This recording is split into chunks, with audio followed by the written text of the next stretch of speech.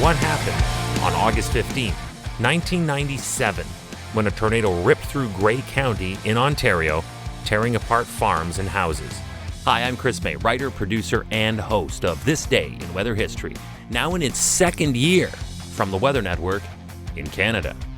It was the second tornado that hit Williams Lake in 15 months. Its path was 21 kilometers long and 200 meters wide. This powerful tornado touched down at 7:20 p.m. near Desborough, Ontario, before its strike in Williams Lake. It happened this day in weather history. You had to sense that with a podcast called This Day in Weather History, that there would be a few stories about tornadoes. After all, they are the single most powerful and deadly forces of nature on Earth. Hurricanes, typhoons, cyclones, monsoons are bigger, sure, but the tornado will literally cut through solid building structures like a bandsaw and throw previously thought to be immovable objects easily through the air like bingo balls in a game machine. While in Desborough, this tornado struck and devastated a farm owned by the Dietrich family, who huddled in their house cellar as it hit. While covered in a safe place, the roof was torn off the house, and then the house itself was flattened. By some miracle, the Dietrich family emerged unscathed.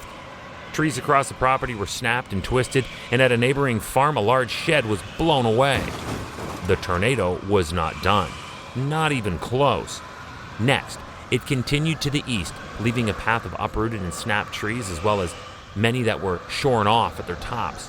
West and north of Williamsford, barns and buildings were flattened, farmhouses damaged, and crops destroyed. But luckily, it missed the town itself. That brings us to the cottage community at Williams Lake. They were not so fortunate. Several cottages were damaged, two of which crushed to their very foundation and then totally swept away. Wait, swept away? What does that even mean? Welcome to year 2 of this podcast. Right now, you're listening to the full version of today's story on your favorite podcast provider. But there's also the daily podcast video short. They're shot right here in my podcast recording studio, so you get that perspective. But oftentimes, they will include visuals from that day's event, from when it happened, in weather history. So after listening to the full story, go check out the podcast video short on television or online anytime at theweathernetwork.com/weather history.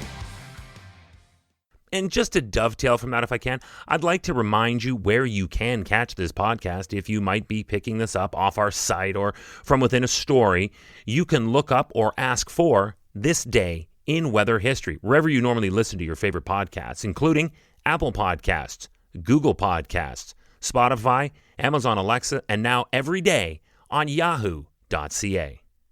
One of the cottages that was destroyed in Williams Lake was owned by Rob Howard, where he and his buddy Ken Osborne were blown hundreds of meters out into the lake, along with the debris from their home. It sounds actually more like the force of a tsunami now, doesn't it?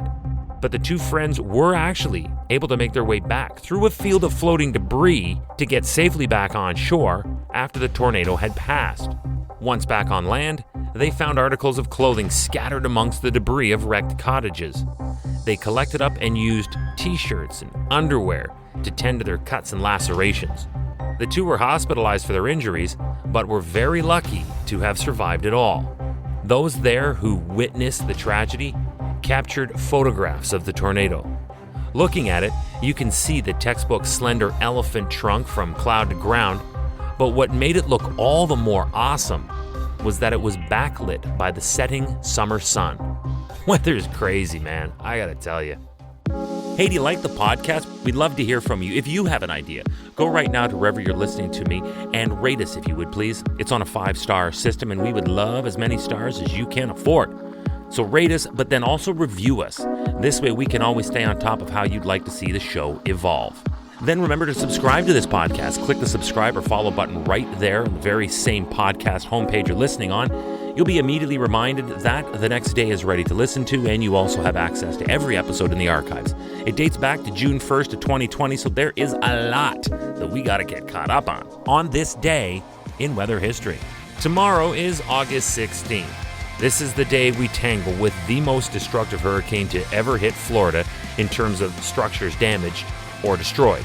Hurricane Andrew was a powerful and destructive Category 5 Atlantic hurricane that struck not just the Bahamas, but also the Gulf states of Florida and Louisiana on August 16th of 1992. It is this day in weather history with me, your host, Chris May.